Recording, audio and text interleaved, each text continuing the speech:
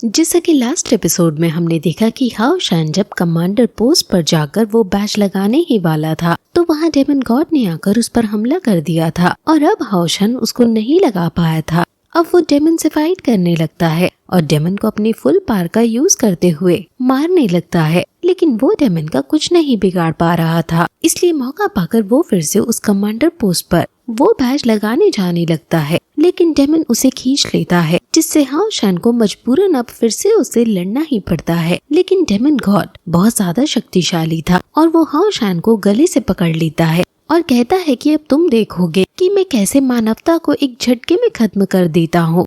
हाओ शान अब तुरंत अपने फुल ऑरा को बाहर निकालता है और डेमन पर हमला करता है। वही बाहर भी काय डेमन से लड़ रही है। बाल्ड हीलर भी बहुत सारे डेमन से लड़ते हुए थक गया है। वॉरियर वैंग भी ब्रिज पर खड़ी है और कई सारे डेमन्स को मार चुकी है, लेकिन फिर भी वहाँ डेमन आते जा रहे हैं।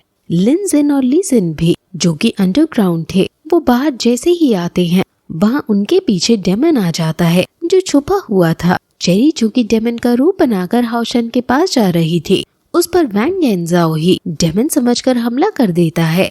वो तो अच्छा है कि लास्ट टाइम पर चेरी इनविजिबल हो जाती है। वहाँ डेमन बेयर हर तरफ तबाही मचा रहा है और डेमन लायन मिस्टर जियाजी से लड़ रहा है और कहता है कि तुम अभी तक तीन डेमन गॉड के आगे टेक पाए, तुम्हारी दाद देनी पड़ेगी। लेकिन अब तुम में कितनी स्ट्रेंथ बची है, 30% या 40%? अब तुम कैसे बचोगे? मिस्टर जियाजी डेमन लायन से लड़ रहे हैं, लेकिन वो बहुत ज्यादा थक चुके हैं और घायल भी हो गए हैं और कहते हैं कि मेरी स्ट्रेंथ चाहे 30% बची हो, मैं फिर भी तुम्हें मार दूंगा। वो उस पर हमला करने जाते हैं, लेकिन डेमन गॉड उसका अटैक एक ही झटके में रोक देता है और उस पर काउंटर अटैक करता है। उनमें बहुत ज्यादा लेवल की फाइट हो रही है और इसमें डेमन लॉर्ड हमें जीतते हुए नजर आते हैं। अब डेमन यहाँ पर जीत रहे हैं और सभी को समझ आ जाता है कि इस जगह पर डेमन्स का कब्जा होने वाला है। वहीं अब जो कमांडर है वो डेमन गॉड पेयर से लड़ने की कोशिश करता है, क्योंकि उसके लोग इसके द्वारा मारे जा रहे हैं और वो खड़ा खड़ा देखने के अलावा कुछ नहीं कर पा रहा है। उसे काफी ज्यादा बुरा लग रहा है।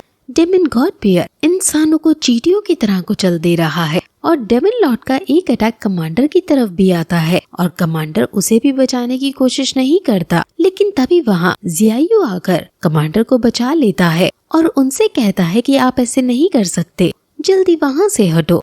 कमांडर कुछ नहीं सुन पा रहे थे और उनका ध्यान बस इसमें ही था कि कैसे डेमन गॉड हमारे लोगों को मार रहा है। इसलिए वो तुरंत अपने सभी लोगों से कहता है कि मेरे पास एक प्लान है और वो तुरंत सभी को अपने पीछे महल में ले जाने लगता है और सभी को महल में ले जाने के बाद खुद बाहर रह जाते हैं और गेट लॉक कर देते हैं। यानी वो अकेला अब डेमन गॉड पेयर से लड़ने जा रहा है। जियान उनको बहुत रोकने की कोशिश करता है कि मत जाओ, वहाँ जाना मौत को दावत देना है, लेकिन वो नहीं मानते। जियायू गेट को तोड़ने लगता है क्योंकि ऐसे ही युद्ध में उसके माता और पिता शहीद हो गए थे और अब वो नहीं चाहता कि उसके मेंटोर भी ऐसे ही शहीद हो जाएं।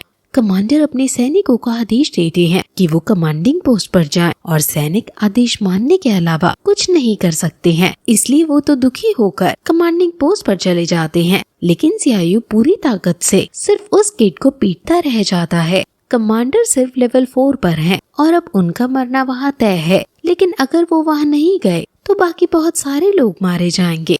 कमांडर तुरंत बहुत सारे जो वहाँ पर एरो शूट करने का धनुष है उन पर एरो चढ़ा देते हैं और डेमन गॉड पर मारने लगते हैं। डेमन गॉड इससे घायल हो जाते हैं और वो गुस्से में फिर कमांडर पर हमला करता है। कमांडर उससे बचते हुए आगे वाले धनुष पर जाता है और एक तीर उसको मार देता है। वहीं जियान अपनी आर्मर को पहनकर डेमन गॉड से लड़ रहा है, लेकिन डेमन गॉड अपनी ट्रिक से उसके आर्मर को भी तोड़ देते हैं और उसको अपने जाल में फंसा देते हैं।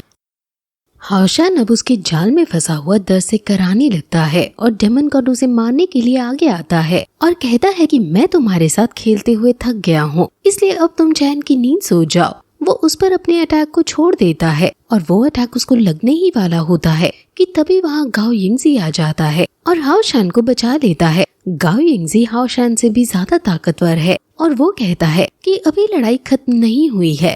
वो तुरंत डेमन गॉड पर हमला कर देता है, लेकिन डेमन गॉड उसकी तलवार को सिर्फ अपनी 2 उंगलियों से रोक देता है। लेकिन तभी गाओ यिंगजी सिल्वर पावर को अपनी एक्टिवेट कर देता है, जिससे उसकी स्ट्रेंथ बहुत ज्यादा बढ़ जाती है। डेमन गॉड भी उसके सिल्वर बॉडी ट्रांसफॉर्मेशन को देखकर हैरान है, लेकिन वो कहता है कि अब तुमसे लड़ने में और तुम्हें मारने में और ज्यादा मजा आएगा।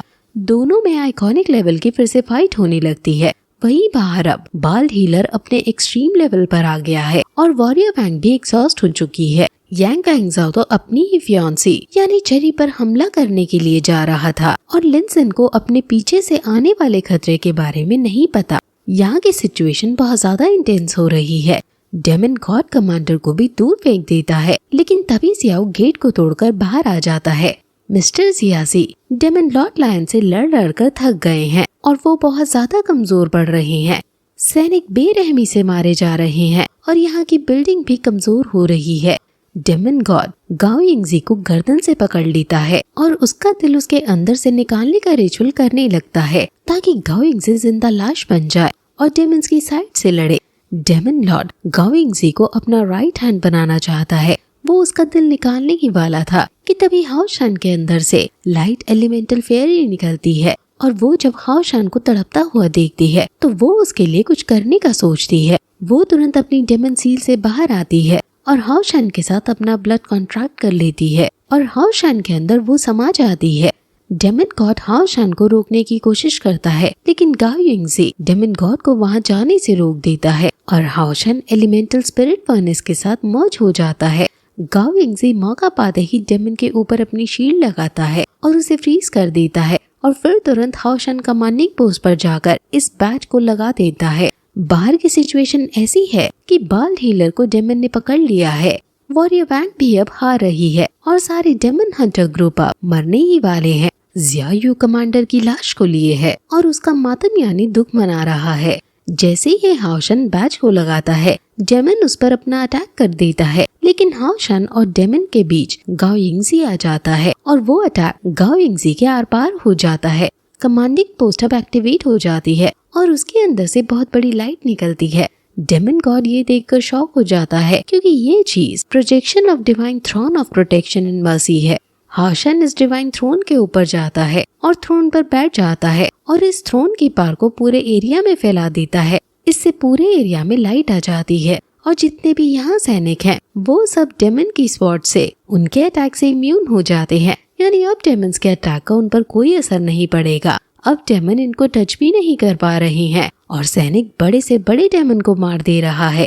डेमन हंटिंग ग्रुप भी अब इम्यून होकर इन सभी को मारने लगता है और डेमन गॉड लायन जब मिस्टर जियाजी को मारने ही वाला होता है तो मिस्टर जियाजी पर उसके अटैक का कोई असर नहीं होता। वो समझ जाते हैं कि हाओ शान वहाँ तक पहुँच गया है। बॉल हीलर भी अब वहाँ के सभी डेमन्स को अकेले ही मारने लगते हैं। बाकी सभी हाओ शान के दोस्त भी अपने अपने साइड के डेमन्स को मार डालते हैं। अब डेमन गॉड डरने लगता है और हाओ शान अब ऐसी पार छोड़ता है कि जो भी डेमन लाइट के कांटेक्ट में आ रहा है वो सभी मरने लगते हैं। डेमन गॉड जिन्हें बहुत ज्यादा ग्रेविटी प्रेशर झेलना पड़ रहा है वो घुटने के बल झुकने पर मजबूर हो जाते हैं। डेमन गॉड जब उठने की कोशिश करते हैं तो हाओ शान और ज्यादा वहाँ ग्रेविटी प्रेशर छोड़ देता है। अब हमें इस डिवाइन थ्रोन के बारे में बताया जाता है कि इस थ्रोन का सबसे स्ट्रॉन्ग डिफेंस है। जो भी इस थ्रोन के अंदर आता है उन सभी को माइटी डिवाइन बॉडी मिल जाती है और वो किसी भी तरह के डैमेज से इम्यून हो जाते हैं। बहुत समय पहले होली सिटी इस थ्रोन की वजह से सुरक्षित थी, लेकिन इसको यूज करने की बहुत बड़ी कीमत होती है। जब ये डिवाइन थ्रोन अपीयर होता है तो इसे कोई भी मूव यहाँ से नहीं कर सकता है क्योंकि इसके ओनर को फिर उस जगह को छोड़ने की इजाजत नहीं होती है। इसलिए अलग अलग जगह इसका बस प्रोजेक्शन आता है, जैसे यहाँ आया। अगर किसी ने एक्चुअल थ्रोन को मूव करने की कोशिश की तो कोई नहीं जानता कि इसकी कीमत क्या होगी। और फिर ये एपिसोड यहीं खत्म हो जाता है।